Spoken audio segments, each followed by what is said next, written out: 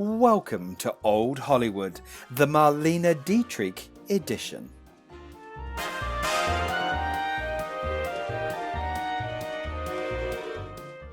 Hi, I'm Patrick Cameron, and I want to invite you as I go on a journey to Old Hollywood. We're going to look at iconic hairstyles that have inspired me throughout my hairdressing career. But not only myself, designers from all over the world draw inspiration from the enduring legacy that Old Hollywood offers.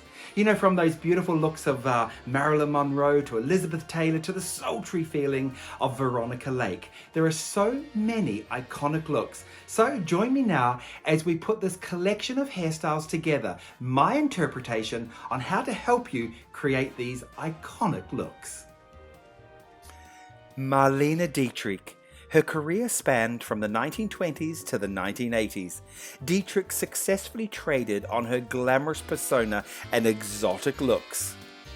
The Dietrich look we're going for is her signature look for her Las Vegas shows and her one-woman shows that she presented all over the world. We're going to create a beautiful big back-combed bouffant set. I love this little bit of information. You know, when she was making films, she demanded that Max Factor sprinkle half an ounce of real gold dust onto her wigs so it added glitter to her hair during filming. From the early 1950s until the mid-1970s, Marlene Dietrich worked almost exclusively as a cabaret artist, performing live in large theatres in major cities around the world. Dietrich made her cabaret debut at the Sahara Hotel's Congo Room in December 1953. Marlene always wore an iconic dress on stage when she performed. The designer Jean-Louis gathered some sparkle clusters into a barely there foundation. A so-called nude dress supplied the glitter and gleam. Marlene insisted this dress live up to its name.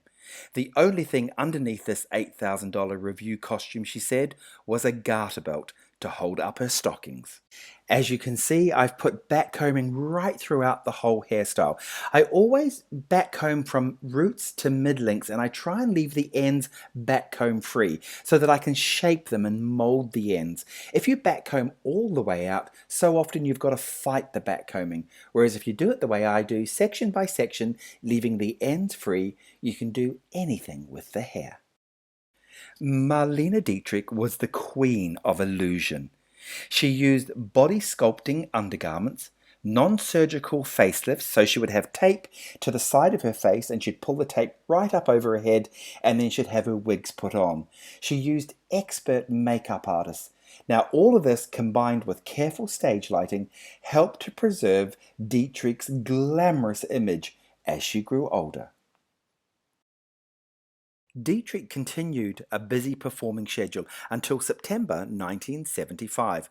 When asked about why she continued to perform, she said, "Do you think this is glamorous? That this is a great life? That I do this for my health? Well, it isn't. It's hard work, and who would work if they didn't have to?" As you can see, as I'm working, I'm just smoothing the hair out. I'm smoothing and putting little flicks just onto the ends of the hair.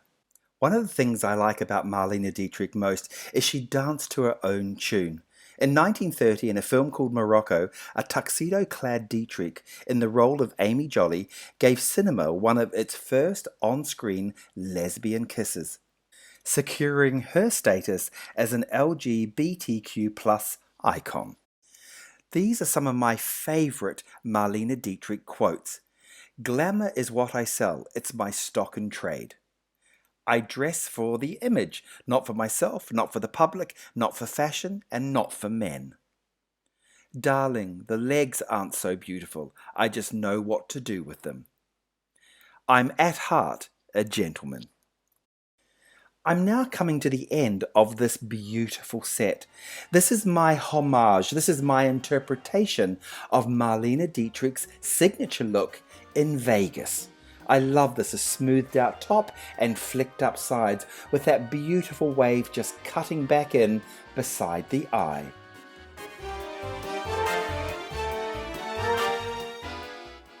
Marlene Dietrich, I adore you. You truly were an incredibly special lady.